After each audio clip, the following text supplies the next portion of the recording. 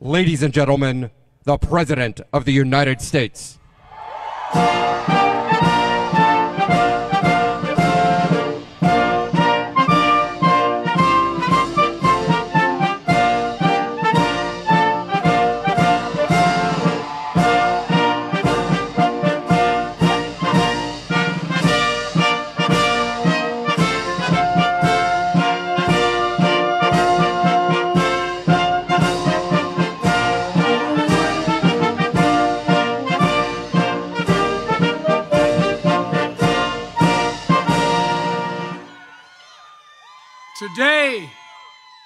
Today we celebrate America. Our freedom, our liberty, our independence. The 4th of July is a sacred day in our country, a day of history, of hope, remembrance and resolve, of promise and possibilities. Before me stands monuments to the greatest and the goodness of our nation, monuments of light and liberty. There's a towering memorial to George Washington, the general who led our revolution, and the president who set our nation on its course. There's a memorial to Thomas Jefferson, whose words about liberty and equality literally changed the world. And across the tidal basin, from the Jefferson Memorial, there stands Dr. Martin Luther King Jr., his arms crossed, his eyes fixed ahead toward the promised land where equality is not only an aspiration, but a reality. They help define who we are, guide what we do, remind us of the work that history has given us in our own time. This year, the 4th of July is a day of special celebration, for we are emerging from the darkness of years, a year of pandemic and isolation, a year of pain, fear, and heartbreaking loss. Just think back to where this nation was a year ago. Think back to where you were a year ago, and think about how far we've come. From silent streets to crowded parade routes lined with people waving American flags. From empty stadiums and arenas to fans back in their seats cheering together again. From families pressing hands against a window to grandparents hugging their grandchildren once again. We're back traveling again. We're back seeing one another again. Businesses are opening and hiring again. We're seeing record job creation and record economic growth, the best in 4 decades, and I might add, the best in the world. Today, all across this nation, we can say with confidence, America is coming back together. 245 years ago, we declared our independence from a distant king. Today, we are closer than ever to declaring our independence from a deadly virus. That's not to say the battle against COVID-19 is over. We've got a lot more work to do. But just as our declaration in 1776 was a call to action, not a reason for complacency or a claim of victory, it was a call to action. The same is true today. Back then, we had the power of an idea on our side. Today, we have the power of science. Thanks to our heroic vaccine effort, we've gained the upper hand against this virus. We can live our lives. Our kids can go back to school. Our economy is roaring back. Don't get me wrong, COVID-19 has not been vanquished. We all know powerful variants have emerged, like the Delta variant. But the best defense against these variants to get vaccinated.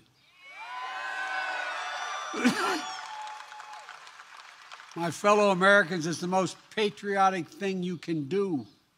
So please, if you haven't gotten vaccinated, do it. Do it now. For yourself, for your loved ones, for your community, and for your country. You know, that's how we're going to stay ahead of these variants and protect the hard-won progress we've made. We never again want to be where we were a year ago today.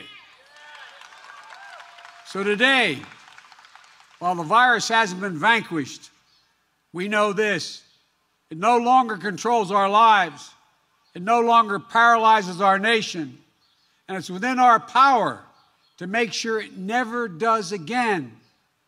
And for that, we can thank the scientists and researchers, the educators, and all the other frontline and essential workers, like many of you here today, who became the light to see us through the darkness. I hope you know that you, the American people, have been part of one of the most remarkable achievements in American history. But in this moment of joy, we know that this day falls hard on all those who've lost a loved one. As I've told you before, each day I carry a card in my pocket with my schedule on it. And the back of that schedule, on that card, I have the number of Americans who've lost their lives to COVID, the precise number. As of tonight, that number is 603,018 people have lost their lives. There are husbands and wives, mothers and fathers, sons and daughters, brothers and sisters, grandparents, friends, neighbors, co-workers. And we also remember all those who lost this year, that we lost and families lost to other causes of death and cruel twists of fate. They too left behind loved ones, unable to grieve or mourn or find closure. Each of them meant the world to someone they left behind. And those of you who've been through all this know that to heal, you have to remember. We have to remember them. And we will. We'll commit to always remember them. That's what we'll do. I've long said that America is unique. Unlike every other nation on earth, we were founded based on an idea. We hold these truths to be self-evident, that all people are created equal, endowed by their Creator with certain unalienable rights, among them life, liberty, and the pursuit of happiness. And while we've never fully lived up to those words, we have never given up on them. They continue to animate us, and they remind us what at our best we as Americans believe. We Americans, we believe in honesty and decency, in treating everyone with dignity and respect, giving everyone a fair shot, demonizing no one, giving hate no safe harbor, and leaving no one behind. We lead by the power of our example, not the example of our power. And we're part of something so much bigger than ourselves. We stand as a beacon to the world. It's a code. It's a code, uniquely American code. It's who we are. To all the service members and your families who are here tonight, today, all of you serving around the world, it's the greatest honor to serve as your Commander-in-Chief. Jill and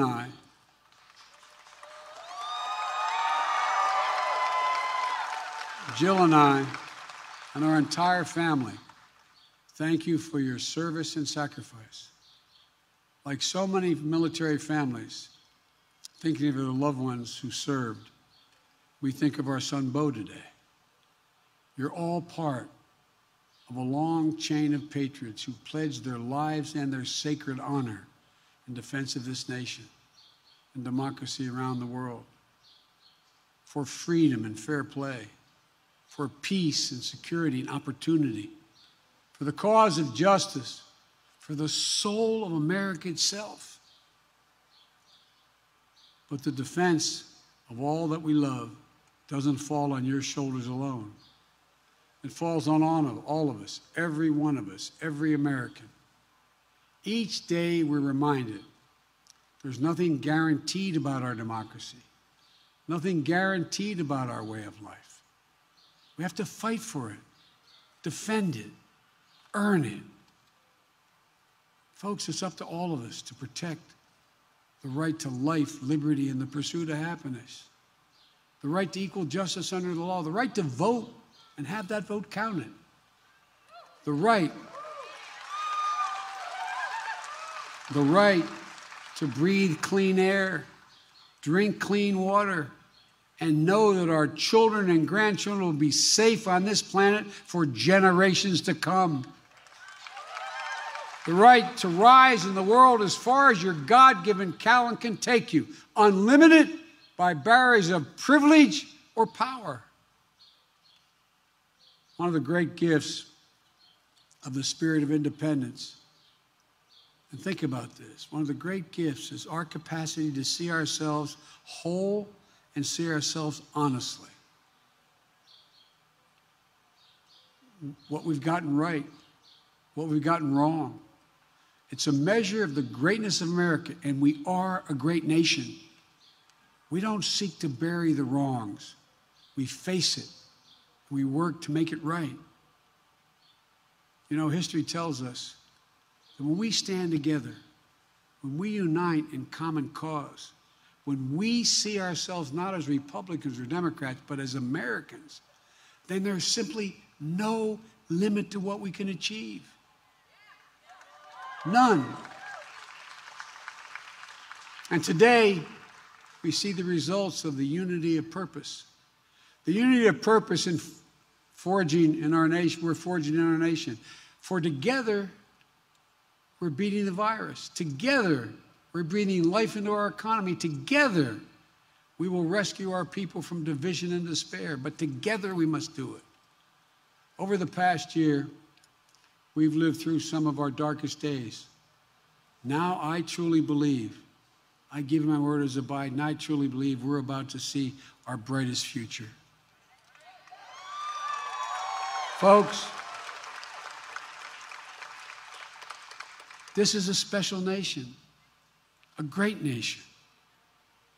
And there is a timeless truth about America, the most powerful idea in the history of the world, in the hearts of the people of this country. It beats in all our hearts. No matter your race or ethnicity, no matter your gender identity or sexual orientation, no matter your disability, no matter your faith, it beats in the hearts of rich and poor alike. It unites America. Whether your ancestors were native to this land or brought here forcibly and enslaved, whether you were immigrants from generations back like my family that came from Ireland, or you're coming here today looking to build a better life for your family like our fellow Americans I just swore in the White House 2 days ago.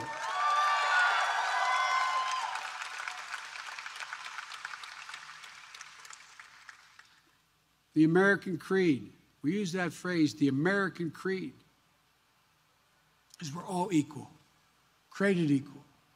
It was written a long time ago. But the genius is that every generation of Americans has expanded it wider and wider to include those who were excluded before. That's why it's never gathered dust in our history books. It's still alive today. Alive in our hearts, alive in the work of our hands, alive not only in the history we read, but in the history we're making. My fellow Americans, now we are the guardians of that very idea of America. It's up to us to save it, to preserve it, to build on it. And I know we will. On this sacred day, I look out to those monuments on our National Mall and beyond them, into the hearts of our people across the land. And I know this, it's never, ever been a good bet to bet against America. Never. We just have to remember who we are. We are the United States of America. And there's nothing we can't do if we do it together. Folks, happy 4th of July, America. God bless you all, and may God protect our troops. Thank you, thank you, thank you.